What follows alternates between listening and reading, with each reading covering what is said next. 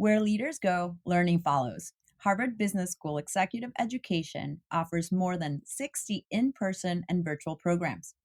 Learn more and apply at hbs.me/go. That's hbs.me/go. Welcome to the Ellevate podcast, conversations with women changing the face of business. And now your hosts, Maricella Herrera and Megan Oliver.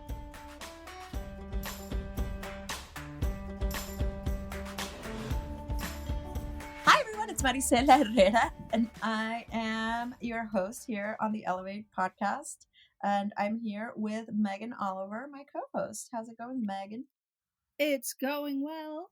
As of now, next week is my 30th birthday, so we'll see how that goes. It's gonna be great. Trust me, your 30s are the best decade. And I don't know, I'm entering my 40s this year, so I might change my tune in a couple of years and say your 40s are your best, but I can tell you 30s is where you're young enough. How does it go? You're old enough to know better, but young enough to not really care. Sounds right to me. And I think it's when you, and correct me if I'm wrong, listeners, I'd actually would love to hear what other women say about kind of these changes and stages of life. But I know for me, and I've heard it from a lot of other people in their late 30s, 30s is when you kind of realize really like, this is me and you're going to kind of have to take me as I am. Yeah. It's quite free. 20s have been kind of all over the map for me, where like there were some, high highs, but there were some low lows and some weirdness. Didn't help that a pandemic happened at the end of my 20s.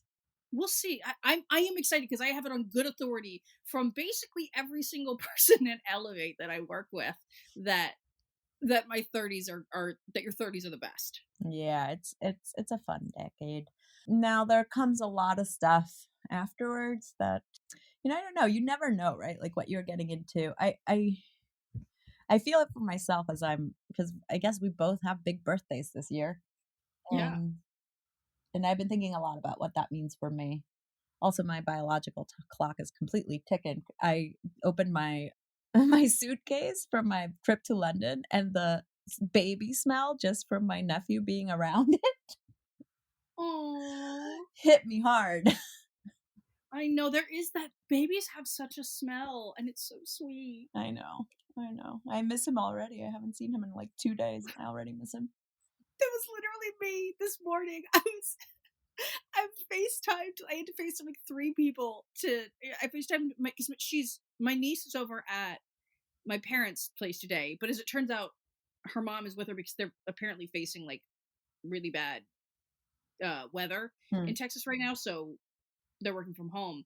I FaceTimed my mom, who was like, try your dad. And then I FaceTimed my dad, who was like, the baby's with Bree. And so then I FaceTimed Bree, and I was like, let me see the kid. And she was like, here's your niece. And I was like, thank you. Also, I love and appreciate you. But I was like, let me see that kid. I just need to see her little chubby face. Yeah, I FaceTimed my sister-in-law and my little nephew too today. And he was very happy to see me. It was funny. Oh, I can't wait for her to be able to recognize me in FaceTime. Yeah, it takes a while, but you can get there. You just give it some months. Yeah. Anyway, well, that's been a lot of catching up on life, but anything interesting going on with you? Do you mean what am I into? Yeah. So what I'm into this week is something that I've been into for probably going on 2.5 years now. If you know me in person, you probably know this. I started in 2020 because who didn't start a new binge thing in 2020? Watching General Hospital, as in the soap opera that started in 1963. It's still running, in case anyone is wondering. In case anyone watched it as a teenager like my mother did, obsessed with Luke and Laura. Laura is still on it, by the way. She's the mayor now. But so I feel like, sorry, but I feel like you're talking to me in another language. It's okay. Here's the thing. Here's gonna be my elevator pitch for why you should watch General Hospital. It is the most fun, and by you I mean anybody that's listening. It is the most fun I have ever had watching a television show. There are 5 episodes a week because they release one every weekday. They are an hour long each. There are no rules with soap operas. There have been baby swaps. There have been multiple cases of amnesia. There have been so many evil twins since this is just since I've been watching in the last 2.5 years. There's like 250 episodes a year. It's so crazy. It's so fun. There's like 40 different main characters, and that's not an exaggeration. One time I actually sat down to count the number of main characters there are who all have their own individual storylines going on, and I had at least 40. So you're gonna get something new each time you watch. It was some of the most fun I've ever had when I started because I had no idea who anyone was. Nobody was in a hospital. I was like, I thought this show was about a hospital. It is not about a hospital. The hospital is where they go when like crises happen, which happen a lot. Like since I've been watching, there has been a bomb. There have been multiple shootouts. There have been like literally everything that could go and it's just the best, and it's so everybody should watch a soap opera. There's only 4 of them left. ABC has General Hospital, NBC has Days of Our Lives, and CBS has The Young and the Restless and The Bold and the Beautiful. So, ironically, when I was a child, I would sometimes watch The Young and the Restless. See, is it not the best? It made us feel Salvador. Yeah, my grandmother, I was talking to her and I was talking to her and I was like, oh yeah, I watch soap operas. And she was like, oh, I do too. And she's like, what do you watch? And I was like, General Hospital. She goes, oh, you watch ABC. She's like, I watch the CBS one. So apparently there's like a rivalry, I guess, going on between which channel's soap operas you watch. But I'm like, no, I'm General Hospital all the way. And it's so much fun. And it is also reaching this year is its 60th anniversary of being on TV, Wow. which makes it like the longest running drama on television. And it has just been going strong ever since then. Absolutely bananas. 10 out of 10. Love it to pieces. Wow. Well, maybe I'll give it a chance. Not sure yet. If you do, please text me all of your thoughts. Because like I looked back one time on my text messages to my friend the first day I started watching, and like the first thing I texted was I was like, I've been watching for like 30 minutes now and I have yet to see a hospital. I was like, where's the hospital? I've always thought it was about a hospital, but I guess not, huh? It's there are a ton of doctors in quotation marks, because you like never see them talking to patients unless one of the other main characters has a medical thing, in which case then they're being a doctor because they're taking care of them. But like you never see them just having other patients. The number of people that just any medical thing in the show is done at the hospital. People get therapy at the hospital. People get like all their birthing classes at the hospital. People do literally sometimes they just come in and they're like, I'm just here to see my mom. And I'm like, that's not a thing that you do. You don't just go to like the 10th floor of the hospital while they're like being a doctor, just like every day to go see them. You know? It's bananas. Well, that's an interesting update and what you're into this week. I can follow up with something that's also probably not very um productive. Is that the word I want to use? So my brother, while I was in London, was obsessed with this ice cream maker. It's called the Creamy, and it's by Ninja, and it makes anything that's frozen into like delicious, perfectly made ice cream. And he sent me one. Oh, I like that. So now I am so into this because since I have my 3 broken toes, I can't really run or exercise as much as I would. You know, I was saying last week, I can't run, I can do some bike, but it hasn't like I haven't really started doing much. And therefore I need to kind of be very mindful of my eating in terms of compared to my normal, day-to-day life when I'm very, very active. And also about consuming a lot of protein because, don't want my muscles to, lose their muscle mass. Yeah. And so I've been doing like Greek yogurt with protein and just freezing it with some milk. And oh my God, the best ice cream, low calorie, high protein, just perfect for what I need right now. And I am now obsessed with the Ninja Creamy and highly recommend it. So it has you put meat in it, or you just put like protein powder in it? Protein powder. No, not meat. Okay, I was just picturing like a meat, like a Oh, no. frozen because you said anything frozen, and I was like, is it like a frozen meat ice cream? I mean, I guess you could probably freeze meat, but that's not what I wanna do. No. Yeah. It's Greek yogurt with protein powder and some milk. I also have, like, some Jello instant pudding that I can add to give it other flavors. And then you put it in one of their containers and freeze it, and then the machine turns it into delicious, delicious ice cream. That's amazing. That's magical. It is. It really is magical. I'm very much in love with this thing. Yeah, that's like the first time I found out that 3D printers existed, which was in like college, and I was like, "What do you mean we could just print things and what are you talking about?" Oh my god, that made me feel old for some reason.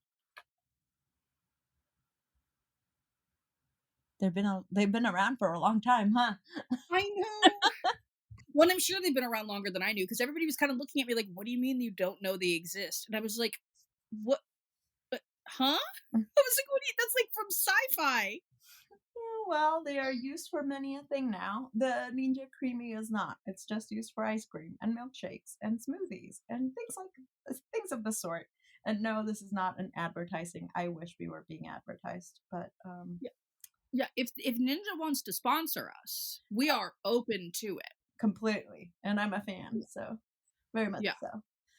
Anyway, let's go to my conversation today because this is one that I am very excited for you guys to listen to.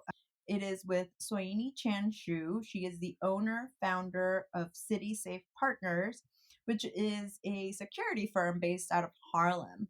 And the firm has been growing exponentially in the last few years and has been recognized by the Women's Presidents Organization and JP Morgan Chase as one of the country's 50 fastest growing women owned or led companies. So Soyini is doing fantastic work within her company. And before coming to build her own company, she actually was a police officer. So we talk a lot about her experience um, throughout leadership. Past when she was in the force to now as a business owner. We talk a lot about community and security and safety and I think it's an important conversation, particularly because we talk a lot about culture and building culture within companies, which is something I'm very passionate about, but also how we can do that by reflecting the community that we're serving. So I hope you enjoy my conversation with Soyini.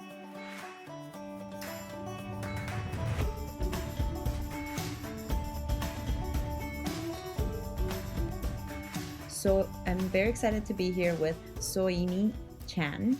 And Soyini, how are you? Hi, I'm well today. Thank you for having me today. I was reading a little bit about you, but I always like to start this with the big question. You tell me your story. How did you get to where you are today? How far back do you want me to go? I mean, up to you. Tell me how, All right, so I can what, tell you a little bit about myself. I was born and raised in the Bronx. so a true New Yorker. I'm a true New Yorker. I lived here my whole life. Went to school, elementary, grade school, college as well. I was going to say I had an interesting start. I started out as a hairstylist, maybe when I was in my early 20s, very early 20s, like when I was 19, 20, right? And then my mother urged me to take the police test. I joined the NYPD when I was 20, to be exact. And then I transitioned to a career in law enforcement. And that was a wonderful career choice because the police department is really vast. It has so many different community, I mean, not community, but job opportunities within itself. So I worked in numerous roles within the police department. I was promoted to the rank of sergeant special assignment. And I retired in 2016. And in 2016, I decided to take over a company that I was in the process of purchasing. And I've been the CEO of City Safe Partners. We're a lead advanced security firm located in Harlem, which is in New York City, New York. And we provide armed and unarmed security guard services and private investigation services to have a presence to deter any crime or any safety needs that they may have in their establishment. So, to take you to current, I've been the CEO of the company for almost 6 years now. It's been an exciting road and journey. So, again, thank you for having me on your show. So I really want to know a little bit about your career changes. I had not read about you starting in beauty, but it's a very different. You went from beauty to law enforcement to entrepreneurship to being the CEO of a security firm. How did you go? And I let's start with how did you go from law enforcement to your next endeavor? Okay, well, I was going to say how I started in beauty. It was basically a job that I did during high school to be able to make ends meet and kind of contribute to my Mhm. household. And then also, it kind of transitioned to like almost a professional career because I got asked to work on movie sets Ooh. when I was in my, like when I was 18, 19, which was super exciting. I worked at Silver Cup Studios on a few movie productions, and I did hair on movie sets. And that was my career of choice. I thought I was going to be able to travel the world. And then my mother hit me with a reality check. She's like, "No, you need a stable career with a pension and health insurance." And so she prompted me to take the police test, in which I did. I got hired relatively quick. And I was going to say I had like I mentioned before, I had an amazing career. And then you hit your 20 and then you're saying, what's Mhm. next? And it was really a leap of faith for me because I always wanted to be an entrepreneur. I always dabbled with entrepreneurship throughout my police career as well. So, not being born into wealth, I'm like, how can I create wealth or generate additional income for my family so I'll be able to afford to send my kids to private school, college, etc., right? And have home ownership. And so really transitioning from the police department to security was an easy transition for me because it was something I knew well. I'm certified by the New York State Department of Justice as a trainer, so I can teach in every law enforcement topic. And so, coming out of the police department with experience from coming from organized crime and community affairs bureau, it was an amazing opportunity to leverage some of the things that I learned in the police department around, public safety. And really, I'm passionate about keeping people safe. And I feel like safety is a human right. And I think that despite your socioeconomic background, you deserve to be safe in your community. So that was like one of the driving factors. And I think it's a way to give back, not only to provide safety, but also to create jobs in our community. So I love that you're saying I wrote it down. Safety is a human right. And in my field of work, so we're in diversity, equity, and inclusion and belonging, I always think of psychological safety within companies. But to hear you talking about basic human safety of your life, it really Yes. is, a human right. It really is something that we take for granted sometimes when we are not aware of what can be happening in other places. I mean, just think about it how the lack of safety can impact your Yeah. mental health, or the lack of feeling safe can impact your mental health. So I think, especially in today's environment, people want to feel Mhm. safe, and I think having the security company allows us to provide people with a sense of safety, whether they're traveling back and forth to work, entering in and out of their residential building that they live in. What I feel that security guards provide is that presence.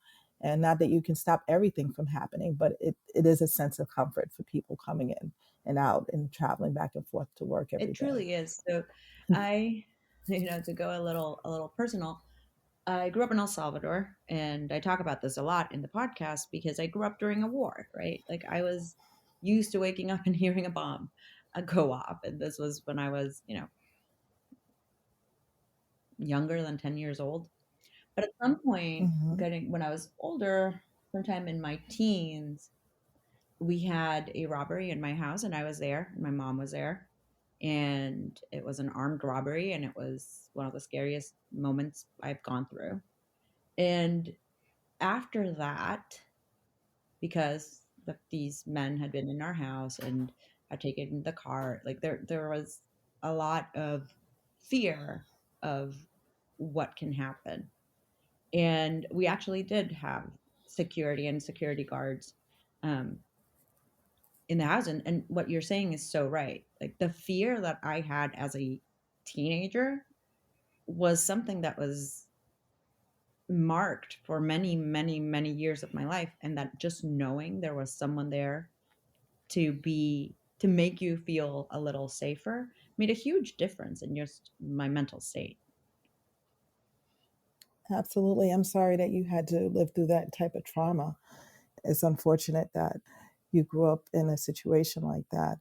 Believe it or not, a lot of young people are living in, some neighborhoods within the city, Mhm. and they hear Yep. gunfire every night. And, they're walking through situations in which they don't feel safe. So definitely again, I say it's a human right. I think it's something that, we need to look at a little bit more seriously. And I think that is so inequitable in our city that some people feel safer than others. And I think it's really difficult for young people that are growing up in urban communities where you have this gun violence, or you have these situations in which they can't travel back and forth to school safely. So you see all of the shootings that are happening around the Oh country God, right yeah. now. It's really a scary time for young people. So definitely it's something that we need to address as, I guess, as a And as you community. said, it's a matter of equity too, right? Like it's certain areas Hmm. in the city, in certain urban areas, certain places, and when you think about it, it's what impacts a lot of communities of color, right? Yeah, yeah. And it's really unfortunate because the psychological warfare that it has a toll on young people, and it's difficult for them to be able to navigate every day.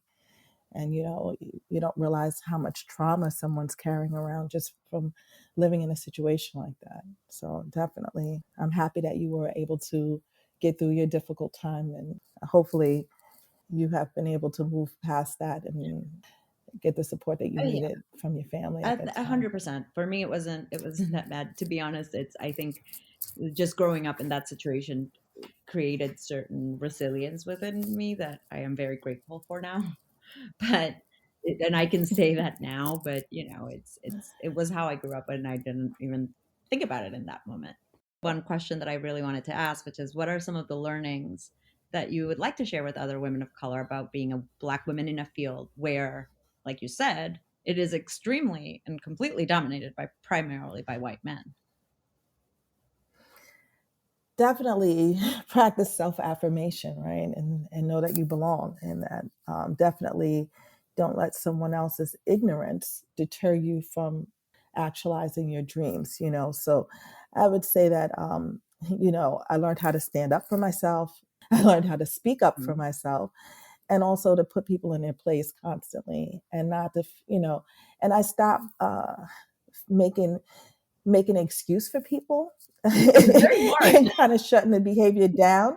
And it is kind of hard sometimes, but you have to be tough. And I think, growing up in the Bronx, I definitely had a lot of resilience and fortitude about me. You have to be tough to grow up where I grew up, and you have to know how to stand up for yourself. You know how to navigate situations in a way in which you can still work with someone, but you can kind of set them straight and say, hey, that's not okay. It's disrespectful. And then sometimes just asking them, why would you say something like that?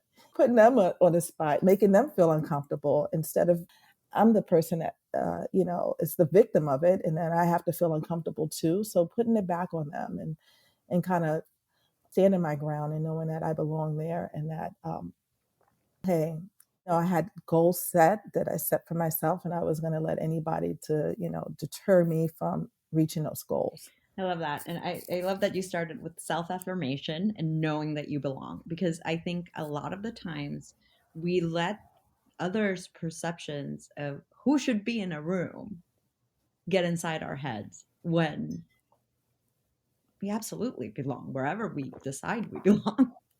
And I think that tactic has worked for so many Hmm. years. I remember coming home and my husband one day he said, "Why don't you just quit?" And I was like, "That's exactly what they want me to do." I said, "I'm not taking my ball and going home. I'm going to slam dunk on him. I'm going to show him how it's done." And it kind of got me really amped up because I'm like, I'm not running away from this nonsense. I'm coming here, just growing up from humble beginnings. Like, I want what I deserve, and I wasn't going to let someone or their bad attitude or their smart comments stop me from getting what I felt was rightfully mine. And it really teaches, I think, other people that don't let someone run you away because that's their intended goal. Then they win and you lose. I love that. I'm gonna get my slam dunk. I'm staying. And I will say thank you for doing that, because I think that and for sharing that, because I think a lot of the times we don't see other people do this. We don't see other people stand their ground, and then we think we can't do it. And seeing someone stand your ground, be successful in the field like this, I know you were a decorated police officer, and then you start to think, oh, you know what, maybe I can do it too. So it's important not only to take these stands, to stand up, but then also to share those stories so that people know that they can, that if you can do it, other people can do it. And it's important for people to see other women of color doing it because I think if they can see that I can make it and live through it. I remember, being in a position in which, we had to help diversify some units within the police department. I would try to interview people and kind of find people who wouldn't normally be in this unit but was way qualified, and they were just overlooked because they didn't have that phone call. And so, we would actively recruit or find people who have been overlooked for so long. And people would say, this is why diversity is so important, right? It's because you know what it feels like to be overlooked. So if you can pull somebody up and help them to get into a field or get them into a position in which they can grow and flourish, that's your role of being the first one or the only one. And so you're supposed to be there to help others. I love that. How is this learning, and I love you talking about this experience of diversifying certain units, but how are you translating this as a corporate leader now? Well, the whole purpose of me really, establishing City Safe and having my own company was to kind of allow people to grow within the security field. Because if you look at most guard companies at the executive level, it's mostly white Mhm. males, right? And so I wanted to create my table where people of color would have the opportunity to serve in any level within my company. So they can serve at the entry level, right, the managerial level, the supervisor level, and at the C-suite level. And so we create opportunities. We kind of you know nurture the talent from within. We also hire people, of course, from other companies, but with the goal of being is to have our workforce should reflect our leadership and vice versa. And so I felt that it was important to allow people of color, right, women as well, Mhm. right, to serve in these roles. Because if you look at a lot of my competitors or larger companies, you don't see many people of color at that C-suite level, and it used to really bother me because I used to be a security guard as well. Mhm. When I was a police officer, I used to work two jobs to kind of make ends meet. And I did a walkthrough with a company that I was thinking about working with. And I walked through their office and I was like, wow, it's not reflective of their workforce. And I think it's important for us to allow people of color to see, right? Especially the guards that are just starting out to see that, yeah, your boss can look like you. And and guess what? And you can move up in this company if you put in the hard work. So, it's just creating opportunities and allowing people to grow within your company and not having that glass ceiling. I think that's so important. And like you said, like we were saying before, right? Like this is about seeing that you belong. It and seeing leadership that reflects your employees, seeing, and more than that, that it reflects the community that you're serving. It's it matters. It does, and that's why we were so intentional about being in Harlem. Mhm. People can walk by and see us. They can walk in and apply for employment.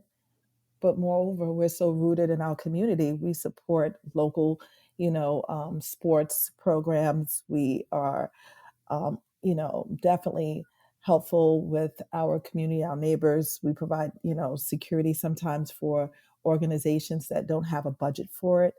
And so we are really rooted in the community. We created over 4,000 That's jobs amazing. since we've been established. And right now we have 400 active employees. We went from a very small company in 2015 to almost 400 headcount. And, we're really proud to say the work that we do in our community. I have so many questions about this because I think you touched on several things I want to talk about. One being that rooted in community aspect and how that's different from some other, um, I would say companies in the field, but honestly, a bunch of companies everywhere. How do you think that gives you an advantage? I think, our employees really buy into our core values. And I think that they wear the City Safe patch with pride, knowing our story, our commitment to community, how we really nurture them. A lot of our guards are really coming from different backgrounds, and some of them are, probably new to the country, Mhm. right? English might be their second language, and they're transitioning from employment. So we actually take the time to make sure that we place them in places in which they can be successful. So we provide additional training opportunities. I think also the training, the coaching, and also encouraging them, and then also seeing the workforce and letting them know that, hey, there's opportunities within the company to move up. So say for instance you start out in a entry level position like construction site security, and then you do a year with the company. We look to place you based on your performance, and it's not based on anything else. Mhm. It's not based on nepotism about who you know or who you don't know. It's based on your work and how you show up every day. And I think it makes them feel that they're playing on a level playing field. And so their level of commitment and desire to come to work every day is there, and that's how we got through COVID, when people were having issues with staffing, my guards were showing up every single day. That says a lot about how they feel about the company. Because I was going to ask you, how do you find, and particularly in these moments, we had COVID, which I'm sure for your field Mhm. was not an easy time to navigate. And then we have the great resignation, and we know there's labor shortages in some industries. So, how are you managing to find and retain employees during this time? But it seems like it's because they are invested in the company because the company is invested in them. Absolutely. And I was going to say, we never really had a hard time hiring. And I was going to say that we work with many different agencies to source our guards. But moreover, I think when they come to the office and they find out a woman of color owns the business, that number one, they're so inspired. Two, they're intrigued. They want to know, how did we do it? And you know, and There then must be I think something the here. fact exactly. And people actually kind of seek us out. One person said, I heard, yeah, you're a woman minority owned business. I had to come apply for a job here. I was going to apply for another, with another security company, but I was just like so inspired. I want to come work for you. And you never realize the impact that it has on a young person when they see someone who looks like them. And I think that that has been a draw for City Safe. And as well as, we actually work with certain non for Mhm. profits that are actually like almost like community based organizations that help people who are looking to be employed. So we would go out there and provide training and talk to them and coach them, as well as see if there would be a good fit for our company. So we have a few different pipelines in which we provide or where we source our guards from. We also have, retired police officers and veterans that we hire as well. So, we are really proud of our relationship with, the Veterans Workforce One that we actually have been working with since 2015 to get people who are transitioning from the military that's pursuing a security career, Yeah. and we gladly take them on. Yeah, the more you talk about this, the more I just keep in my head because it keeps going off like, of course, a women and minority led company will focus on hiring women and minorities. Hmm. Because when you're talking about it, you talked about employees who English isn't their first language. Like, that's a really Hmm. hard position to be in and try to get a job. You talked about veterans who we know have a hard time getting back into civilian life many, many times. Retired Hmm. police officers, people from the community, outreach through nonprofits. You're taking into consideration a lot of the groups that people don't take into consideration. And I think that's very powerful because of what it says about leadership and because of what then you can see. You're not starting just like, hey, let's check these diversity boxes, but you're bringing Hmm. in a group of people that can make the culture be inclusive from the start. And their desire to work and what they bring to the table, the level of dedication, especially someone who felt that they did not have an opportunity, and they can read and speak English fluently, but they may have an accent, right? And Mhm. they might have been overlooked. And so we approach our hiring a little bit different because we actually provide security in places in which they would be able to really assist the community, because people are looking for people who speak different languages, and that's how we support our clients in ways that other companies kind of miss that opportunity. Okay, so changing gears a little bit. You clearly are very busy. 'Cause we've talked about the changing world that you're working in. You said you have 400 employees, I think, Yes. and I Hmm. know that, City Safe has been named as one of the country's 50 fastest growing women-owned or led companies, and there's a lot of stuff that's been going on. So how do you find time for leading a business, overseeing this huge staff, and still having time for yourself, or don't you have time for yourself?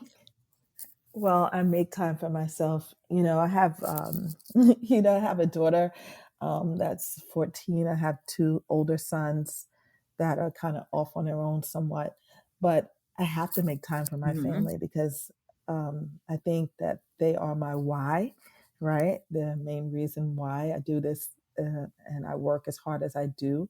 But I think life and work balance is very important. You can't buy time back and Yeah. the time with your family is invaluable. So I make a point to take my daughter to school, pick her up, take her to her appointments. I'm like a mommy Uber.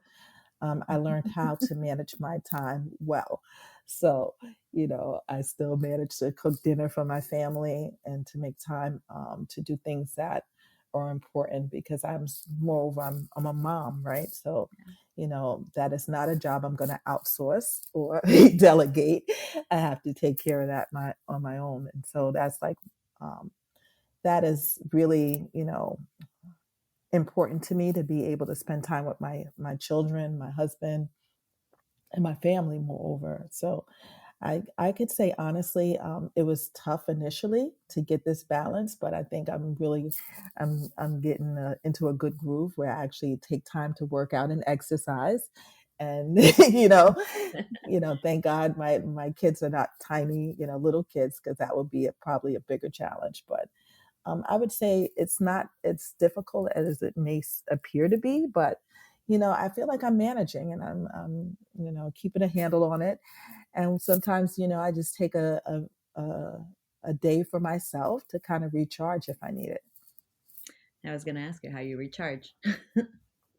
They have these little local spas that are awesome. Maybe get a massage, but just taking a minute and doing something that you enjoy doing, and sometimes making it about you. And I think that's important because as mothers, as a CEO, you put so much into everyone else and the business, and sometimes I think I'm my most creative when I take time for myself to clear my head. I would agree with that for myself. I tend to say I'm a runner, and if I don't run, and currently I can't run because I have 3 broken toes, but Oh, um, long story. But I say when I don't run, it's not good for anyone around me. I really feel like I need that time for me so that I can show up for other people. yeah, I'm learning how to say no sometimes too, like Good. Those not complete overextending sentences. yourself.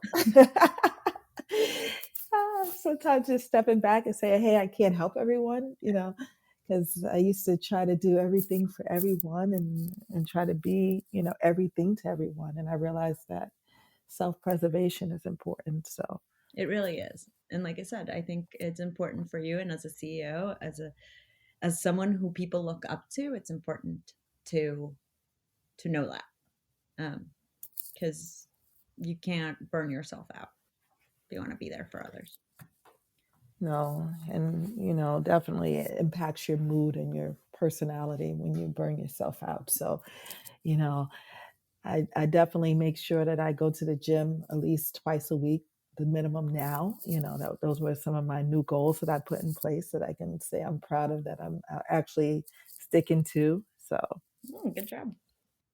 We talked a lot about what you've done, how you got to where you are. What's next for City Safe? for City Safe, we want to be a national company. Currently, we're licensed in New York, New Jersey, Texas, Georgia, and Florida's pending.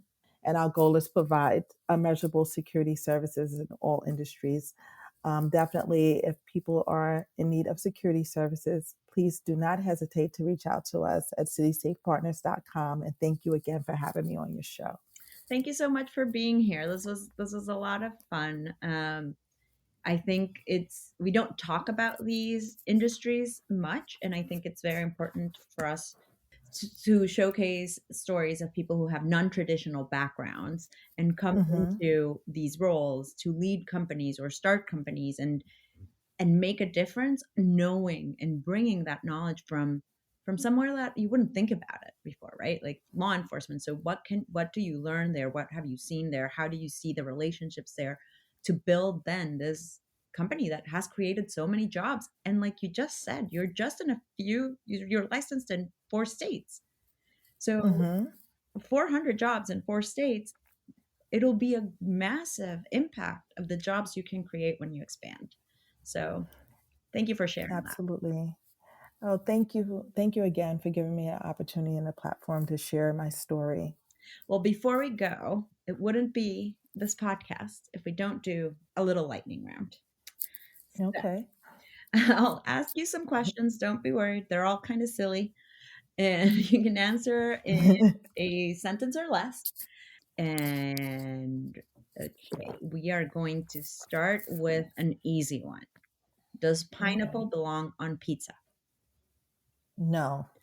See, you and I had to disagree on something. I'm I'm a pro pineapple person. Um, Yeah, I'm just thinking pizza should just be so traditional, you know? yeah, I like it depends on the mood, but yes, I could see also I definitely would go for a margarita. Um, Yeah, that's my favorite. if you could time travel, where is the first place you would go? Um, let's see. Probably to going forward or backwards. That's the question. Where would you go? Definitely to Mars. So forward. Forward, yeah. Just having a maybe a little bit of space and not so much congestion. Maybe the Yeah. air quality might be better. I don't know, but definitely less guns. Oh, yes, please. Hopefully that is forward. Um, dream dinner guest. Oh, definitely Oprah Winfrey. No, she would be great. What's a skill you wish you had? Um, Definitely. I wish I could sew. Ooh, I haven't heard that one actually. Yeah, In this people, a lot of people come in with play an instrument or sing or something like that. Um, so is a good one. yeah. And I would love to design my own stuff. Like my own clothing and stuff like that, and be able to put it together. yeah, best piece of advice you've ever been given. Um, don't ever exchange time for money. Ooh, wow, that's deep. And finally, what's Hmm. one thought you'd like to leave with our listeners? I would say definitely practice self affirmation and always know that you belong and you're good enough. I love that. That's a really great sentiment to end on. Thank you so much. Okay. Thank you.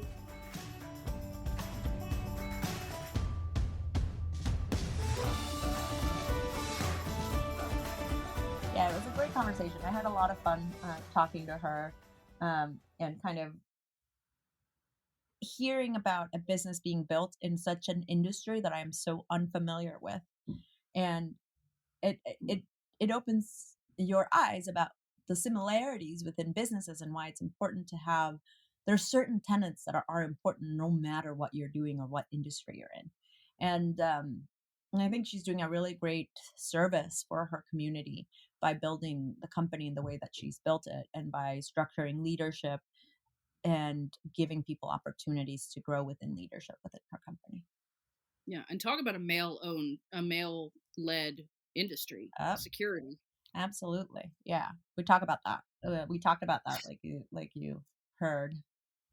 Yeah, So what's happening at Elevate this week, Megan? we've got various things happening at Ellevate. Let me be your quick guide. Ignore that. That was dumb.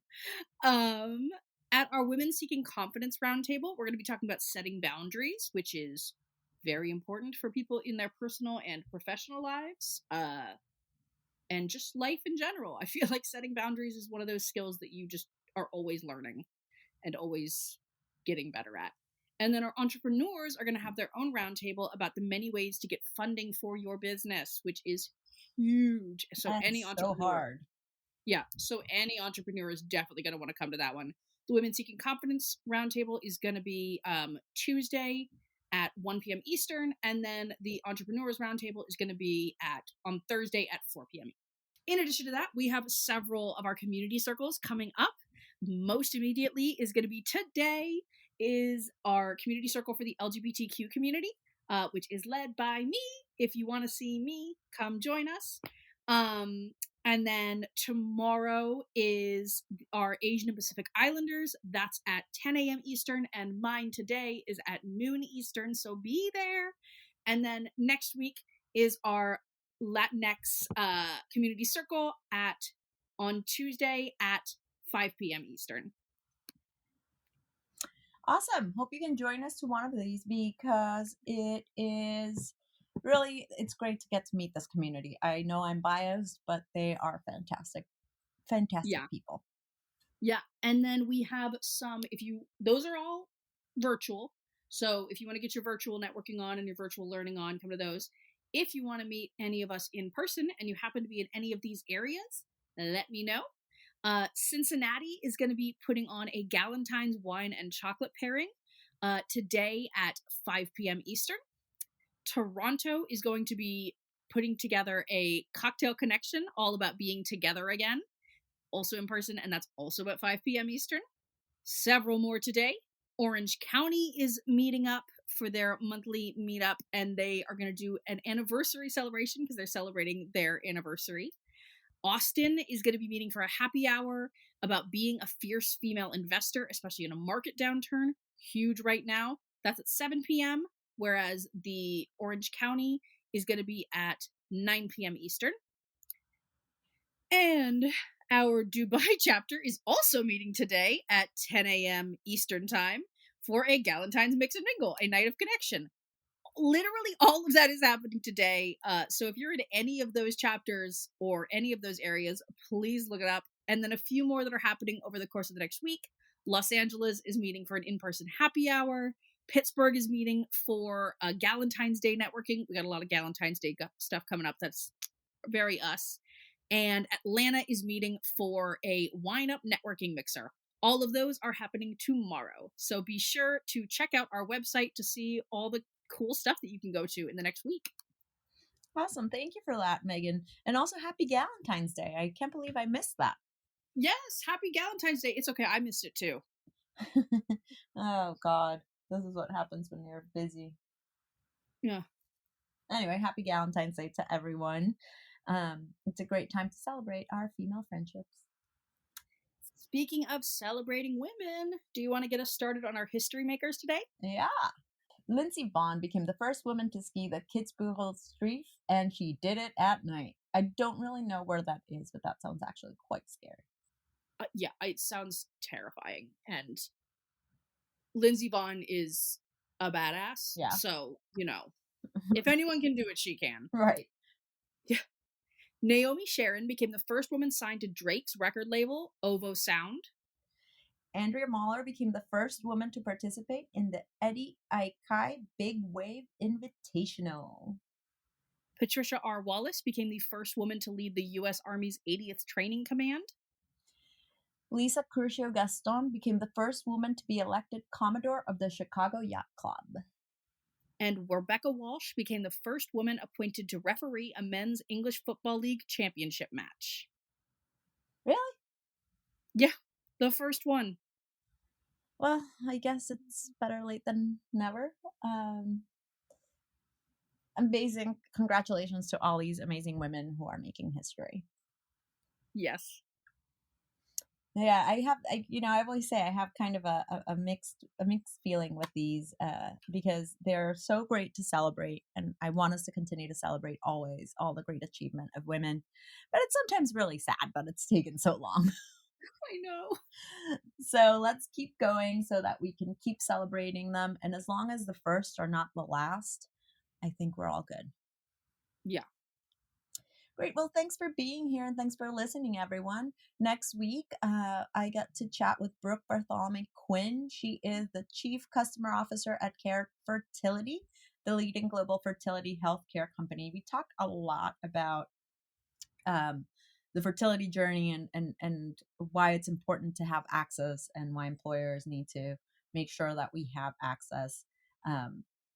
And a lot of equity in the workplace. So it's a great conversation. I go a little bit personal, so just warn you that does happen. But I think by now you all know me, and it's okay. Yeah, I am looking forward to it. This has been one that I have been looking forward to for a while. And I know I say that a lot, but I really have been looking forward. I think this is a topic that doesn't get talked about enough. And that we should absolutely be talking about more. And so I'm really excited that we got a chance to really broach this subject. Yeah, we talk about fertility, we talk about menopause, we talk about men a lot. We talk about being child-free. Yeah, it gets deep. It goes deep and it gets personal. So I hope you all listen and I hope you enjoy it. Yeah. See you here next week. Join an exceptional peer group to sharpen your leadership skills and advance your career. Harvard Business School Executive Education now offers in-person and virtual programs. Learn more at hbs.me/go. That's hbs.me/go.